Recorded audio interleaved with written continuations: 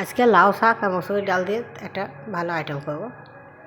দেখুন, ওই জন্য আমি রসুন আর শুকনো লঙ্কাকে একটু ভেজে ভালোভাবে একটু লাল লাল হয়ে আসলে আমি একটা বাটিতে তুলে নেব। এবার আমি ওই তুলে নিলাম বাটিতে, দিয়ে কড়াইটাতেই শাক আর মসুরির ডাল পানি দিয়ে আর একটু হলুদ দিয়ে চাপিয়ে দিলাম।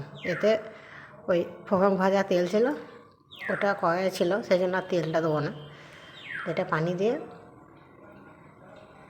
আর হলুদ দিয়ে চাপিয়ে দিলাম। ডালটা সেদ্ধ হলে তারপর আমি লবণটা দেবো লাস্টে।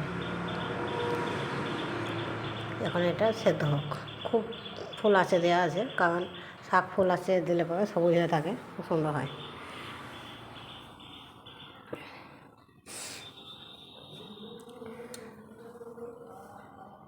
এই দেখুন, এটা সেদ্ধ হয়ে গেছে। এবার আমি একটু চিনি একটু লবণ দিয়ে দিলাম। আগে লবণ দিলাম কিছুটা, এবার কিছুটা চিনি দিলাম, দিয়ে এটাকে ভালো করে নেড়ে নেবো। এটা একদম পানিটা মরে এসছে। এবার আমি ওই ফোড়নটাকে দিয়ে দেবো, বাটি ভেজে রাখা ফোড়নটাকে দিয়ে নামিয়ে নেব।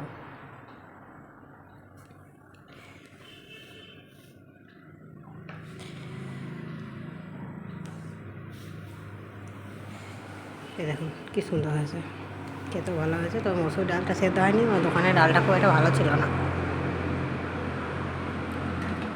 অনেক ডাল খুব সুন্দর সেদ্ধ হয়, তাতে খুব ভালো লাগে খেতে। শাকটা টেস্ট ঠিকই হবে, কিন্তু দেখতে ভালো লাগছে না।